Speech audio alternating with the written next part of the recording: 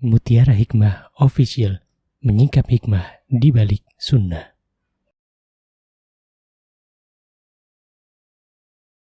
Salurkan donasi terbaik Anda untuk mendukung dakwah Mutiara Hikmah Official.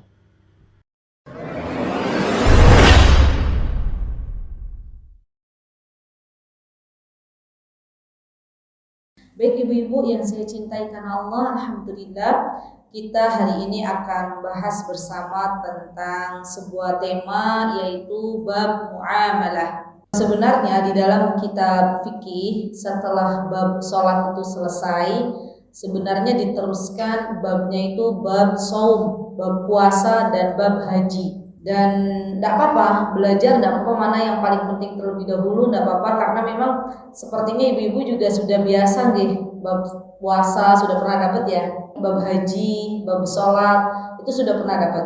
Bab muamalah ya, sekarang subhanallah banyak sekali muamalah yang kontemporer. Misalnya apa? Jual beli online gitu ya. Zaman dulu ada nggak? Waktu kita SD ada nggak online beli gitu?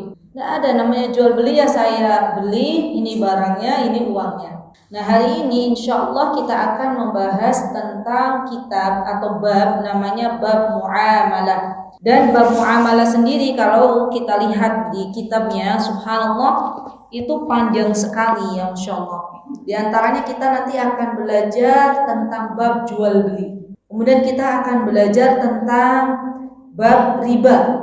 Kita akan belajar tentang bab qard atau pinjaman. Kita akan belajar tentang bab rahn atau penggadaian. Kita akan belajar tentang bab salam atau pre-order. Ya, zaman sekarang ada kan pesan, itu namanya apa? PO. Ya, Masya Allah. Zaman dulu ada nggak Bu PO-PO-an? Nggak ada, subhanallah. Kita akan belajar bab hawalah. Hawalah itu pengalihan hutang. Kita insya Allah akan belajar bab wakalah. Wakalah itu adalah kita mewakilkan seseorang untuk berjual beli. Kita juga akan belajar dropshipping misalnya. Sekarang kan ada kan reseller gitu, agen, masya Allah. Just tip, masya Allah ya. Dan kita akan belajar tentang insya Allah kafalah. Kafalah itu jaminan, dan doman. Doman itu garansi. Kita akan belajar pencekalan atau hajr. Kita akan belajar insya Allah syarikah. Syarikah itu kerjasama, bukan franchise di sini ya Bu. Nanti insya Allah akan dibahas juga. Franchise itu sesuatu yang boleh atau tidak gitu kan. Sebenarnya kan franchise juga ada yang mengatakan itu kerjasama ya. Tapi ternyata di dalam Islam apa hukumnya nanti kita akan belajar insya Allah. Kemudian ada bab sewa menyewa. Ibu-ibu punya rumah mau disewakan, itu bagaimana ilmunya, harus mengilmui dulu. Kemudian kita juga akan belajar tentang pengolahan lahan ketika misalnya ibu-ibu punya sawah dikelola gitu, parwan gitu ya kalau bahasa Jawa, parwan. Nah itu juga kita akan belajar bagaimana itu semuanya, dan masih banyak sampai 30 bab. Nanti akan saya tanya ke panitia apakah semuanya diambil atau beberapa saja. Ya, nanti insya Allah saya tulis 1, 2, 3, 4, 5, 6, 7, 8 gitu ya. Terus mana yang mau diambil ya ibu-ibu. Jadi nanti insya Allah kita akan belajar lebih dalam. Bismillah, ista'in billah. Kita minta tolong kepada Allah, karena memang bab muamalah ini bab yang sering kita temui di dalam kehidupan kita sehari-hari. Baik, hari ini kita akan belajar mengambil bab yang pertama adalah dari kitab muamalah yang terdiri dari 30 bab, adalah bab jual beli. Nanti insya Allah kita akan membahas bab yang kedua yang selanjutnya. Jual beli atau dalam bahasa Arab itu artinya adalah al-bay'. Jual beli itu bahasa Arabnya al-bay'. Dan arti dari al-bay' itu memberikan sesuatu atau mengambil sesuatu. Itu secara bahasa. Jadi mengambil sesuatu atau memberi sesuatu itu namanya al-bay'. Kemudian secara istilahan, apa itu al-bay'? Al-bay' itu adalah tukar menukar suatu benda. Zaman dulu namanya apa? Barter. Nah itu jual beli secara syariat. Tukar menukar suatu benda, baik itu dengan harta atau dengan jasa. Tukar menukar dengan jasa atau dengan transaksi yang dia bukan temporal. Maksudnya dia transaksinya selamanya, bukan yang tidak selamanya. Dan jual beli ini bukan termasuk dari riba. Ya, ingat jual beli dan riba berbeda. Apa hukumnya jual beli? Hukumnya jual beli adalah mubah, boleh. Apa dalilnya? Surah Al-Baqarah ayat 275. Ditulis Bu ya. Jadi kalau misalnya ada yang tanya jual beli katanya boleh. Hukumnya ada di mana? Ada di surah Al-Baqarah ayat 275. Yuk dibuka ibu-ibu. Di surah Al-Baqarah ayat 272 ibu-ibu. Hati-hati, ini ada subhanallah, ada peringatan yang sangat keras dari Allah Subhanahu wa taala bahwa orang-orang yang di dunia mengatakan riba dan jual beli itu sama dan dia akhirnya masuk ke muamalah riba, maka kelak akan dibangunkan dari alam kubur dalam keadaan sempoyongan, dalam keadaan seperti orang yang gak sadar. Mas itu orang kalau kesurupan itu loh Bu, ya kan gak sadar, dia jalannya tuh keliling-keliling ya. Itu orang-orang yang di dunia itu dia mengatakan bahwa riba dan jual beli itu sama. Maka hati-hati, jaga lisan kita. Jangan sampai kita termasuk waliyadzubillah yang termakan oleh jebakan-jebakan ya musuh-musuh Islam yang mengatakan bahwa riba dan jual beli itu sama. Karena kita sebagai muslimah memiliki prinsip di dalam kehidupan kita. Dan tidaklah Allah mengatur semua sendi kehidupan hambanya kecuali untuk kebaikan hamba tersebut. Dan apa kata Allah di sini? Wa halallahu al-bai'a wa harrama riba. Jelas, bukan saya yang berkata, tapi Allah langsung yang menciptakan kita, zat yang menciptakan kita. Allah berfirman, wa halallahu al-bai'a wa harrama riba. Allah yang telah menghalalkan jual beli dan melarang adanya muamalah riba. Ya, jadi jelas ya ibu-ibu, dalilnya apa tadi? Wa ahallallahu al-bai'a wa harrama riba. Ya, insyaallah pendek dalilnya. Baik. Kemudian yang kedua, dalil di mana diperbolehkannya jual beli adalah sabda Nabi kita Muhammad sallallahu alaihi wasallam yang mana beliau mengatakan, apa kata beliau? Idza tabaya'a ar-rajulan, kalau ada dua laki-laki atau dua perempuan yang dia berjual beli, fa kullu wahidin minhuma bil khiyar, maka keduanya itu boleh adanya, nanti kita akan tahu apa itu khiyar, boleh memilih jadi atau tidak jual belinya. Itu diperbolehkan. Gak boleh yang namanya jual beli itu adanya unsur pemaksaan, itu gak boleh. Jadi benar-benar harus ridho. Nanti itu termasuk dari syarat jual beli. Jadi syarat jual beli nanti insya Allah kita akan belajar bersama apa sebenarnya syarat jual beli. Malam yatafarraqa, jika keduanya belum berpisah. Karena yang namanya khiyar itu nanti ada tiga, ada khiyar majlis, ada khiyar tadlis, ada khiyar ain. Insya Allah nanti kita akan kupas satu per satu. Baik. Setelah kita tahu definisi jual beli, maka yang harus kita ketahui ibu-ibu, biasanya kalau dalam sebuah ibadah, jual beli itu berarti ibadah. Ya walaupun itu termasuk muamalah, kalau kita benar-benar melakukannya karena Allah Subhanahu wa taala, maka itu akan dihitung pahala di sisi Allah Subhanahu wa taala. Nah, ada yang perlu kita benar-benar ingat-ingat adalah rukun jual beli. Ya, rukun jual beli. Rukun jual beli itu adalah sesuatu yang harus ada dalam setiap transaksi jual beli. Gak sah kalau dalam jual beli itu salah satu rukunnya gak ada. Jadi rukun jual beli itu sesuatu yang memang harus ada dalam setiap jual beli. Dan rukun jual beli ada tiga ibu-ibu, diingat-ingat ya. Yang pertama adalah al-aqdain. Al-aqidah itu adanya subjek. Adanya subjek transaksi, yaitu ada penjual dan ada pembeli. Ya. Yang kedua adalah barangnya, objeknya, barang yang akan dijual atau yang akan dibeli itu harus ada. Atau dalam bahasa Arabnya al-ma'qud alaih. Al-ma'qud alaih. Kalau ibu kayaknya nulis bahasa Arabnya susah, ya udah pakai bahasa Indonesia aja, nggak apa-apa. Yang penting paham gitu ya. Itu yang ya, sebenarnya menuntut ilmu itu ibu-ibu tujuan utamanya itu paham, diamalkan. Dah, itu menuntut ilmu. Karena kalau misalnya kita terlalu banyak mencatat, tapi ternyata nggak diamalkan, sama saja, berarti ilmunya kurang manfaat. Yang ketiga adalah as-sighah. Jadi namanya jual beli itu ada ijab qabul. Ya. Jadi bukan nikah saja ibu-ibu yang ada ijab qabulnya. Jual beli juga ada namanya ijab qabul. Sighah akad itu namanya ijab qabul. Ya. Ada berapa jual beli rukunnya ibu-ibu? 3. Ada penjual dan pembeli, ada barang yang dijual, ada sighah akadnya, ada akad atau ada ijab qabulnya. Ya baik. Sekarang kita paham siapa pembeli? Paham ya? Orang ya. Pembelinya harus orang, penjual juga orang, ya kan? Barang yang dijual itu bermacam-macam. Sighah itu artinya adalah akad jual beli itu dibagi menjadi 2. Ini penting banget nih, dihubungkan dengan zaman sekarang. Yang pertama, sighah yang ada adalah dengan lisan atau dengan tulisan. Jadi sighah yang pertama adalah disampaikan dengan lisan atau tulisan. Contoh misalnya, ibu-ibu kalau dalam mazhab Imam Syafi'i itu begini. Zaman dulu ya Bu ya, misalnya ibu-ibu mau beli atau mbah-mbah zaman dulu, mbah-mbah yang ada di pasar tradisional, kula tumbas nggih gitu ya.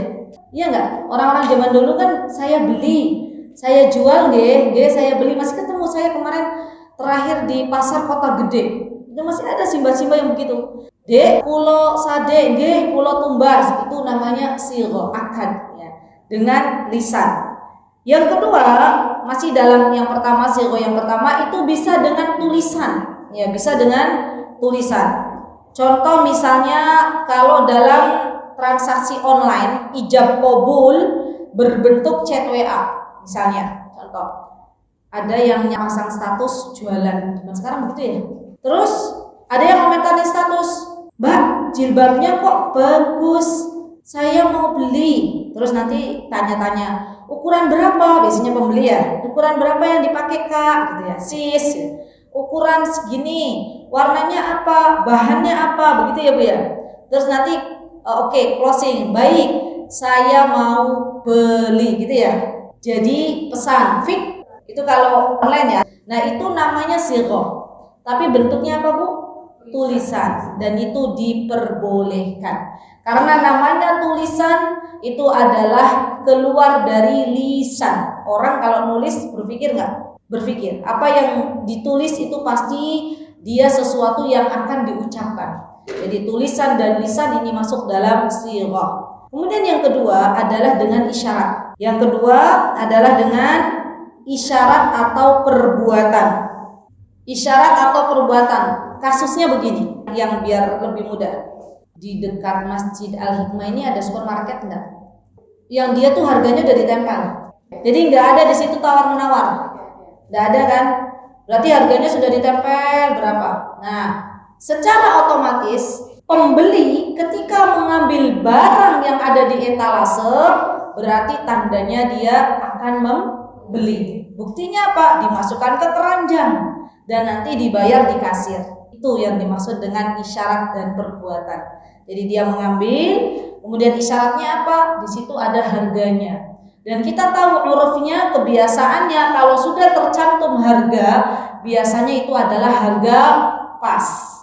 Jadi kan kita tahu, oh berarti itu ada harga tertera, nggak boleh ditawar gitu ya, karena memang itu sudah pas harganya.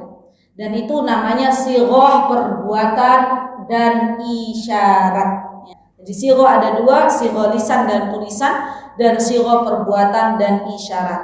Baik. Kemudian ibu-ibu setelah kita tahu sighahnya, apa itu sighah ijab qabul, apa itu pembeli, apa itu penjual, dan apa itu barangnya, kemudian kita akan belajar lagi setelahnya adalah syarat jual beli. Tadi rukun sudah ya, rukun ada berapa rukun? Ada 3. Sekarang syarat itu lebih banyak daripada rukun. Yang pertama, di antara syarat jual beli adanya kerelaan satu sama lain, keridhaan antara penjual dan pembeli. Nah, ini paling penting ya. Adanya keridhaan antara penjual dan pembeli, atau suka sama suka. Ya, jadi nggak ada paksaan di sini. Nggak ada yang memaksa harus beli, nggak. Wah, saya suka nih barangnya nih, saya beli ya, oke, saya mau jual, ya silahkan kalau mau dibeli. Nggak ada rasa, itu saya sebenarnya nggak mau jual ya, tapi ya dia tetangga saya, gitu-gitu kan, berarti kan ada sesuatu yang dia ketika menjual itu terpaksa, itu nggak boleh. Nah, jadi memang harus suka sama suka, harus saling taradin bainahuma, harus saling ridho antara penjual dan pembeli. Ini syarat diantara syarat jual beli. Yang kedua, ibu-ibu, diantara syarat jual beli itu adalah orang yang menjual dan membeli adalah orang-orang yang memang bisa bertransaksi. Jadi nggak boleh transaksi orang, mohon maaf, orang gila ya. Ada loh Bu, benar. Dulu saya di kampung itu ada orang gila tuh, kanggul bawa kayak dia semacam kayak jual gitu ya, jualan gitu. Ada barang-barangnya, kita nggak boleh jual beli sama orang gila, nggak sah. Jadi mungkin dia dulunya pengen jadi penjual apa gitu, terus subhanallah Allah ternyata jadikan dia gila gitu. Jadi kemana-mana tuh bawa kayak sapu-sapu gitu, kayak orang penjual aja. Orang kalau nggak tahu mungkin dia penjual, padahal itu orang gila. Jadi nggak boleh jual beli dengan orang gila. Termasuk di dalamnya, ibu-ibu nih, sebagian ulama mengatakan kalau transaksinya besar, misalnya jual beli rumah, itu nggak boleh dilakukan oleh anak-anak yang belum balik. Karena jual beli rumah itu kan besar, ya. Beda dengan ketika misalnya kata para ulama jual belinya itu kecil-kecilan gitu. Apa biasanya kalau ibu-ibu tuh di sekolah ada apa tuh? Market day. Nah, market day paling kan yang dijual rego 1.000, harga 2.000 itu boleh. Ya. Jadi transaksi yang diperbolehkan adalah transaksi yang memang untuk anak-anak gitu. Tapi kalau anak-anak jual beli mobil itu nggak boleh. Anak-anak jual beli tanah itu nggak boleh. Mbok menawi ada tuan tanah tapi anak-anak gitu, itu nggak boleh. Karena saking kaya nih, anaknya sultan misalnya, tetap nggak boleh. Yang ketiga adalah orang yang berakad untuk menjual itu adalah orang yang memiliki barang. Orang yang bertransaksi menjual barang adalah orang yang dia statusnya memiliki barang, pemilik, atau orang yang dimintai tolong untuk menjual, atau orang yang dia diwakilkan atau dia dititipi untuk menjual barang, itu boleh. Walaupun dia nggak punya, tapi dia dititipi untuk menjual barang, namanya wakil, itu boleh. Yang keempat, ibu-ibu, barang yang diperjualbelikan adalah sesuatu yang manfaat. Barang yang diperjualbelikan adalah sesuatu yang manfaat dan dibutuhkan oleh kehidupan orang banyak atau dibutuhkan oleh halayak ramai. Jadi nggak boleh seseorang menjual khamr. Sebenarnya nggak boleh, haram, nggak boleh. Ya. Seseorang jual beli minuman keras itu nggak boleh. Kenapa? Karena itu akan merusak kehidupan orang lain. Orang biasanya kalau mabok-mabokan, ibu-ibu, sadar atau tidak? Tidak. Sampai ada kasus di mana pernah terjadi orang mabuk itu, waliyadzubillah ya. Jadi di situ tuh tiba-tiba ujuk-ujuk ada karaoke. Karaoke-nya tuh mengganggu warga. Sudah didatangi oleh orang desa, Pak Lurah, oleh Hansip, oleh banyak, tapi yang punya rumah makan tuh tetap aja nggak mau mundur. Padahal tuh kalau malam tuh sampai terjadi orang-orang minum minuman keras, mabok-mabokan di situ. Dan caranya Allah, ya, karena subhanallah semuanya hampir yang ada di situ, penduduk situ sudah mulai resah gitu ya. Tapi yang punya warung makan ini tetap ngotot dengan jualannya. Suatu hari terjadi di mana yang mabok itu laki-laki dan perempuan. Yang laki-laki ini mabok merangkul istri dari kawannya. Jadi nggak sadar kali ya. Ya namanya orang mabok. Terus kawannya nggak terima, mukul, dipukul, jos malam-malam itu sampai akhirnya mereka mau saling bunuh-membunuh, didatangkan polisi, setelah itu bubar barisan, warung makannya disegel, nggak boleh. Ya masya Allah, itu caranya Allah. Jadi terkadang subhanallah ibu-ibu, orang-orang yang zalim, orang-orang yang dia tuh nggak tahu malu, ya itu subhanallah ada gitu. Dan kalau sudah mentok sana sini, kita yang memberikan nasihat, beramar ma'ruf nahi munkar nggak didengar oleh mereka, tinggal berdoa aja, angkat tangan kita. Kita kan termasuk orang-orang yang didolimi. Angkat tangan, ya Allah, saya memohon kepadamu, selesaikan masalah ini dengan caramu. Nanti Allah kasih jalan, Allah kasih jalan. Nah itu buktinya mereka sendiri yang berjibaku, mereka sendiri yang jotos-jotosan, akhirnya Allah bubarkan mereka dengan caranya Allah. Ya subhanallah. Baik. Kemudian tidak boleh juga menjual senjata manakala adanya peperangan kaum muslimin dengan musuh. Itu nggak boleh. Pas waktu hari di mana adanya peperangan, misalnya antara kaum muslimin dan musuh, nggak boleh kita jual senjata. Kenapa? Karena ditakutkan senjata itu akan dibeli oleh musuh gitu ya, dan akhirnya dimanfaatkan untuk membunuh kaum muslimin ya. Atau nggak boleh juga, mohon maaf, yang namanya jual beli itu menjual sesuatu yang najis, menjual sesuatu yang dilarang oleh Allah Subhanahu wa taala. Contohnya apa ibu-ibu? Urin kelinci itu berbahaya ya. Tapi kan kelincinya bisa dimakan. Kaidahnya begini, hewan yang bisa dimakan itu kotorannya nggak najis. Ya, ayam kotor aja kotor, tapi nggak najis. Ayam, ibu-ibu, ayam itu kan bisa dimakan dagingnya, ya. Maka kotorannya sesungguhnya nggak najis. Ya, maka dari itu kan ada pupuk dari ayam. Tapi kalau hewan tidak bisa dimakan, mohon maaf sekali, seperti babi, kucing, ya, anjing, maka kotorannya najis. Ya, itu kaidahnya. Jadi termasuk dari urin kelinci, karena kelinci kan bisa dimakan kan.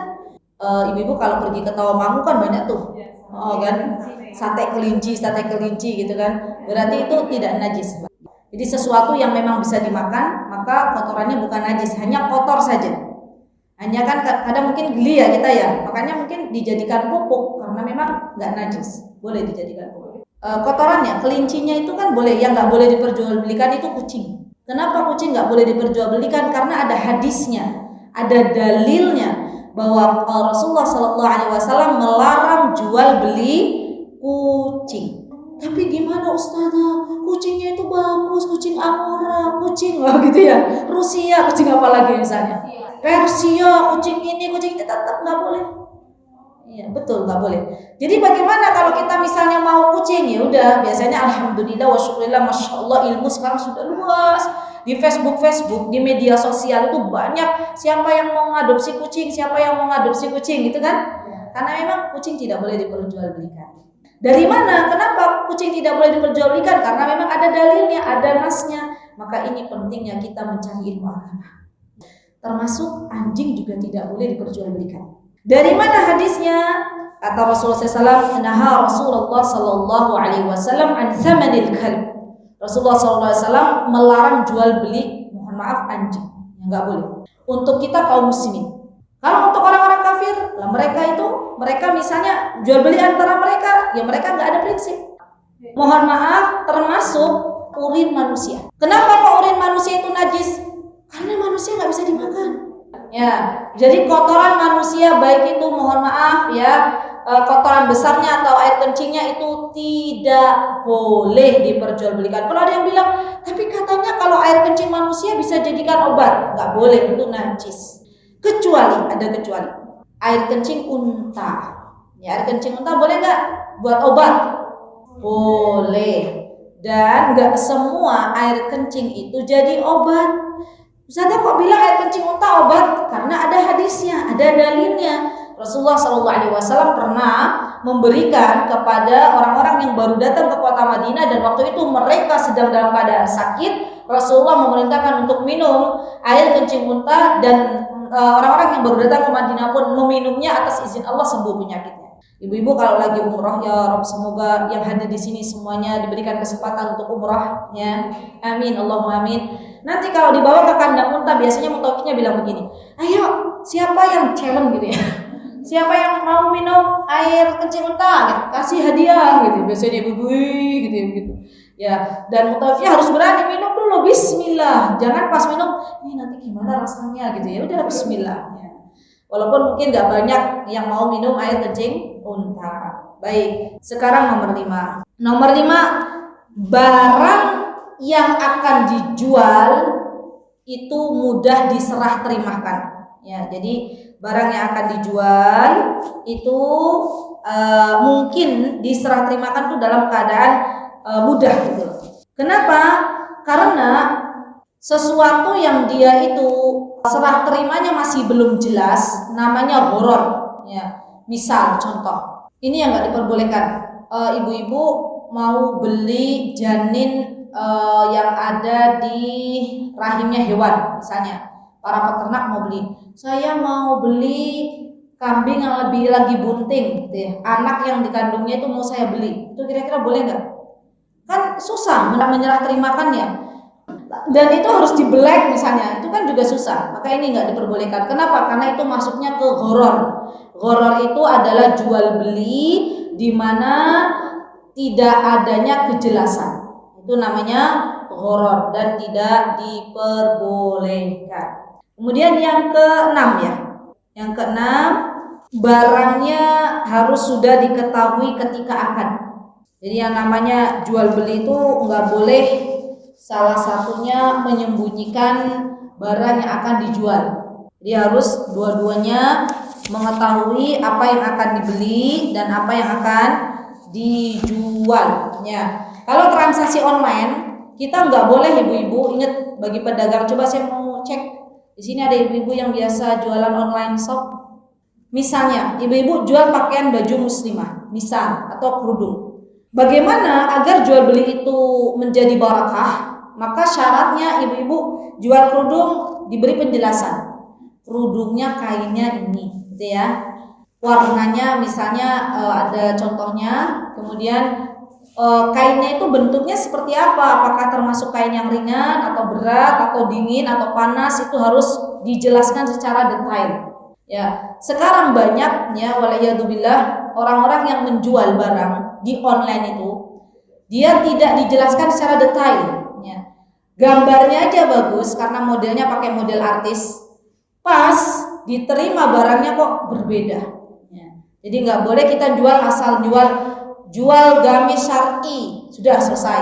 Itu nggak boleh. Kenapa? Karena si pembeli atau calon pembeli tidak tahu secara jelas sebenarnya bahan apa yang akan dijual. Jadi itu boleh. Atau misalnya dalam keadaan offline ya, dia jual beli bukan online, maka kita harus jelaskan, ini yang akan saya jual ini rumahnya berada di sini, kemudian dulu dibangunnya pada tahun sekian, kita jelaskan secara detail sehingga pembeli itu puas. Oh iya, saya sudah tahu, paham apa yang akan saya beli. Dua-duanya jadi ridho, dan itu termasuk dari syarat jual beli. Terakhir nomor 7, harganya juga harus diketahui. Harganya harus satu sama lain saling tahu. Di online itu ada yang menjual barang RP0. Ibu-ibu pernah nggak? Di Shopee ada ya? Jual barang RP0, itu boleh atau enggak? Nggak boleh, karena nggak jelas RP0 itu berapa, ya nggak boleh. Jadi harganya harus dari akad awal tuh harus benar-benar tahu. Kalau misalnya dia jual dan subhanallah ibu-ibu, harga tuh hati-hati ya. Kadang ada yang nakal-nakalin begini. Harga barang itu 1.000, dia bilang 990, mana? 999. Itu kan sesuatu yang nggak jelas gitu loh. Nanti kalau pembelinya 1.000 terus balik ini kepiye? 999, berarti ada berapa yang harus dikembalikan? Rp1. Nah, Rp1 nyari di mana? Di alam cita boleh-boleh dari ujung sampai ujung yang nggak ada Rp1. Jadi harus jelas, kasih permen. Nanti permennya harganya 500. Jadi nggak boleh akal-ngakali, nggak boleh juga biar cantik harganya 9.999 ya. Kecuali kalau misalnya 9.900 berapa? Itu boleh, kan masih ada tuh, masih bisa ya, itu boleh. Tapi kalau tadi Rp1 dicari nggak boleh, nggak ada ya. Jadi hati-hati untuk harga, kita harus tahu, kedua belah pihak harus jelas dan mengetahui dari awal akan, sehingga yang satu tidak merasa ditipu ya, dan tidak merasa dibohongi oleh si penjual. Baik. Ibu-ibu yang dimuliakan oleh Allah Subhanahu wa taala, kemudian ada jual beli di sini, yang mana jual beli ini yang tidak diperbolehkan. Pertama, ketika laki-laki muslim, berarti kalau laki-laki muslim dia berkewajiban sholat Jumat. Ya. Jual beli yang dilakukan oleh laki-laki muslim setelah adzan kedua pada hari Jumat. Ya. Jadi ibu-ibu kalau punya anak sudah balik laki-laki, itu harus kita kasih tahu, Mas, kalau adzan kedua dikumandangkan pada hari Jumat, sudah dikumandangkan, maka nggak boleh yang namanya transaksi, baik online maupun offline. Ya, hati-hati ya ibu-ibu. Bapak-bapak nih khususnya para suami, ya ibu-ibu harus memberitahu kalau adzan kedua sudah berkumandang, dan itu artinya akan dilaksanakan sholat Jumat. Jika terjadi transaksi jual beli, maka jual belinya tidak sah. Dari mana kita ketahui? Dari surah Al-Jumu'ah ayat 9. Ketika Allah Subhanahu wa taala berfirman, "Ya ayyuhalladzina amanu idza nudiya lis-salati min yaumil jumu'ati fas'au ila dzikrillahi wa dzarul bai'." Wahai orang-orang yang beriman, jika telah dikumandangkan azan pada hari Jumat, maka bersegeralah untuk mendatangi masjid untuk sholat dan tinggalkan yang namanya jual beli. Ya, ini nggak boleh, jual beli yang tidak sah. Yang kedua, menjual barang kepada seseorang yang kita tahu dia akan menggunakan barang tersebut untuk bermaksiat. Contoh, ini nggak boleh. Misalnya kita tahu nih, dia itu kerjaannya jadi pembegal, jadi perampok gitu ya. Misalnya, kita nggak boleh jual senjata tajam ke dia, ya nggak boleh. Kenapa? Karena kita tahu bahwa senjata tajam, pisau misalnya, yang akan kita jual ke orang yang suka merampok, sudah terkenal dengan seorang pembegal, pasti akan dijadikan sebagai alat untuk merampok. Itu nggak boleh. Ya, jadi menjual sesuatu yang memang akan dipakai untuk bermaksiat kepada Allah itu tidak diperbolehkan. Ya. Contohnya apalagi ibu-ibu misalnya, yang kita tahu kalau saya jualan ke dia itu dipakai untuk bermaksiat. Kalau jual rokok itu kan bendanya yang haram, bendanya yang tidak boleh. Kenapa kok jual rokok tidak boleh? Karena subhanallah, rokok itu sendiri pun kan katanya rokok membunuhmu gitu ya. Ya nggak sih, iklannya begitu nggak sih? Rokok membunuhmu, berarti ketika kita menjual rokok dan dia pakai, itu jelas dari barangnya saja sudah nggak boleh. Jadi maksud saya contohnya tuh misalnya kayak pisau kan aslinya boleh tuh dijual, barangnya itu boleh, tapi nggak boleh kalau kita jual ke orang yang akan membunuh, itu nggak boleh. Nah contohnya apa lagi misalnya? Earphone misalnya buat apa?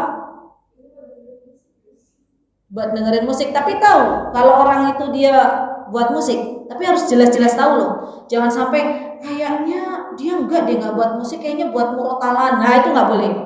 Ya kalau kita masih ada syak, masih ada ragu, maka tidak boleh. Yang sudah benar-benar jelas orangnya itu memang digunakan untuk apa. Ya. Atau begini ibu-ibu, contohnya perempuan muslimah itu kalau keluar rumah pakai bajunya seperti apa? Tertutup. Berarti nggak boleh kita menjual, ingat, baju mini dress, baju apa tuh namanya, you can see, yang kita tahu ini muslimah, dan nanti kalau saya jual ke dia, maka baju you can see-nya akan dipakai untuk keluar rumah. Itu nggak boleh. Maka dari itu sekarang subhanallah banyak. Coba ibu-ibu, saya pernah beli baju dalam rumah itu, di situ ditulisin ada doa memakai baju gitu, ada tulisannya. Terus ada kata penjualnya begini, saya tidak bertanggung jawab di hadapan Allah apabila baju ini dipakai untuk keluar rumah bagi muslimah. Ya itu ada. Kenapa? Karena memang sekarang tuh berhati-hati. Sampai pakai ini loh, itu tulisannya itu bisa untuk gantungan kunci gitu ya, masya Allah, itu ada, masya Allah. Jadi sekarang masya Allah ibu-ibu para penjual juga sudah pada punya ilmunya. Ya jadi dari awal, daripada nanti besok kita berat gitu ya pertanggungjawabannya, ya udah kita dari awal sudah ditulis dengan kata-kata seperti itu. Ya begitu contohnya ibu-ibu ya. Baik. Kemudian yang ketiga adalah tidak boleh kita menjual sesuatu di atas penjual saudara muslim yang lainnya. Tidak boleh menjual sesuatu di atas penjualan saudaranya yang muslim. Contoh, ya untuk nominal. Contoh misalnya, betul. Misalnya di pasar nih, di pasar itu sudah terkenal Harga air mineral ini harganya berapa misalnya? 3.000. Ada orang mau beli, saya mau beli, Mbak beli ke saya, yang jual saya sama ibu misalnya. Berapa harganya? Ini udah jelas 3.000. Ya, terus saya bilang 3.000 Mbak, ini headnya misalnya 3.000. Ibu bilang begini, sini aja kembangnya, sini. Saya jual 2.900. Boleh nggak? Nggak boleh. Itu yang dimaksud. Ya. Maka dari itu, kalau misalnya satu, tapi beda. Kalau misalnya kita beda majelis, para ulama ada yang memperbolehkan. Bukan satu majelis. Bukan saya pelapak di sini, ibu pelapak di sini. Ya.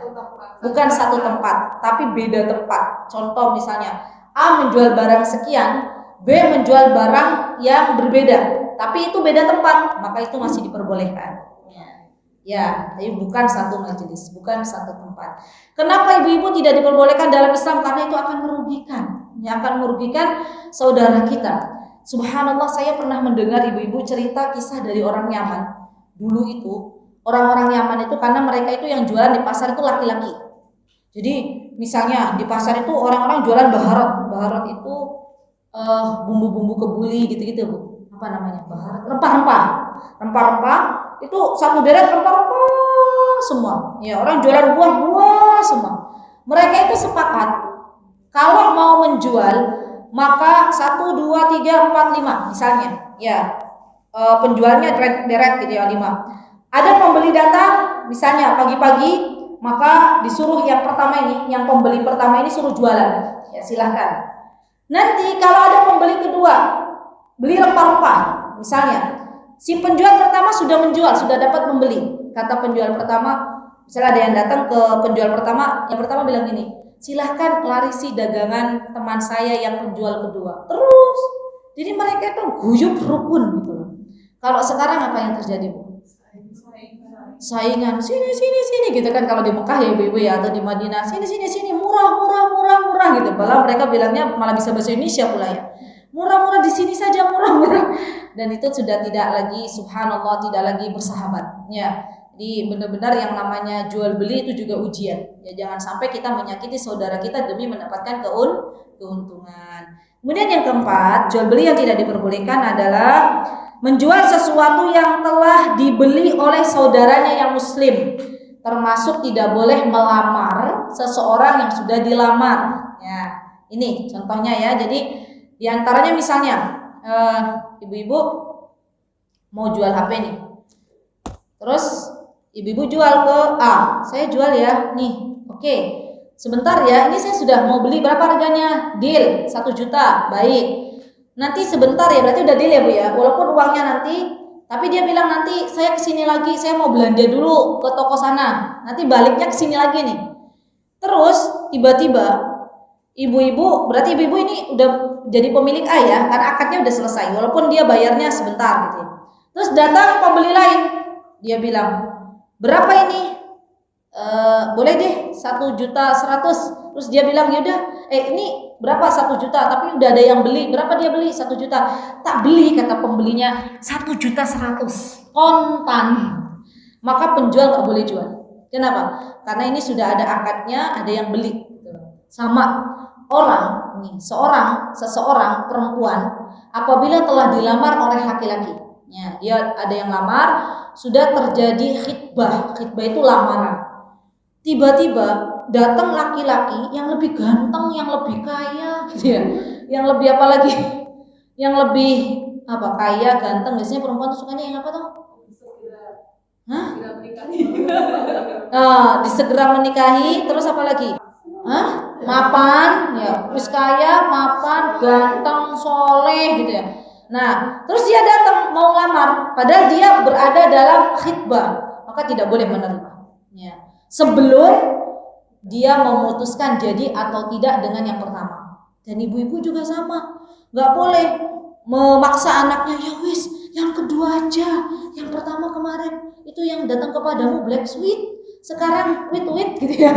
Sekarang lebih putih, itu nggak boleh juga ibu-ibu. Tetap yang namanya lamaran pertama harus dipertimbangkan dengan baik. Kalau misalnya memang ada pembatalan, maka dibatalkan dan boleh menerima lamaran laki. Ini penting banget ibu-ibu, karena subhanallah Islam itu agama yang sempurna, mengatur secara detail kehidupan, lini, semuanya. Masya Allah sudah jam 17 lebih 14. Masya Allah nggak terasa ya. Baik, nanti insya Allah kita akan lanjutkan kembali pembahasan kita. Sekarang sudah pembahasan yang keempat ya. Berarti ada apa aja yang kita sudah ketahui? Makna jual beli, terus rukun jual beli, syarat jual beli, dan jual beli yang dilarang. Ya, ada 4 pembahasan. Insya Allah nanti kita akan berjumpa di pertemuan yang akan datang. Kita berdoa semoga Allah Subhanahu wa Ta'ala menjadikan kita semuanya orang-orang yang lebih baik daripada yang kemarin dalam beramal salih, dan mudah-mudahan kelak Allah wafatkan dalam keadaan husnul khotimah. Itu yang bisa saya sampaikan dalam kesempatan yang berbahagia ini. Saya ucapkan jazakumullahu khaira, barakallahu fikum. Nanti mohon panitia ingatkan saya, kalau enggak Bu Irma enggak ada ya tadi izin, siapalah, tolong saya diingatkan, saya harus kirim bab 1 sampai 30 jual beli. Nanti mana yang mau diambil, monggo silahkan ya didiskusikan. Semoga apa yang nanti kita dapatkan bisa menjadi ilmu yang bermanfaat, dan silahkan ajak teman-temannya ya, karena yang namanya jual beli itu penting. Orang sebenarnya sebelum melakukan transaksi, sebelum menjual barang itu harusnya tahu dulu ilmunya. Kenapa? Agar tidak terjadi sebuah kesalahan yang fatal. Ya, baik ibu-ibu yang saya cintai karena Allah, itu yang bisa saya sampaikan. Jikalau ada yang benar datangnya dari Allah Subhanahu wa Ta'ala, jikalau ada yang salah datangnya dari saya pribadi, saya mohon maaf yang sebesar-besarnya. Aqulu qouli hadza wastaghfirullah li wa lakum wa akhiru da'wana alhamdulillahi rabbil alamin. Assalamualaikum warahmatullahi wabarakatuh. Mutiara Hikmah Official, menyingkap hikmah di balik sunnah.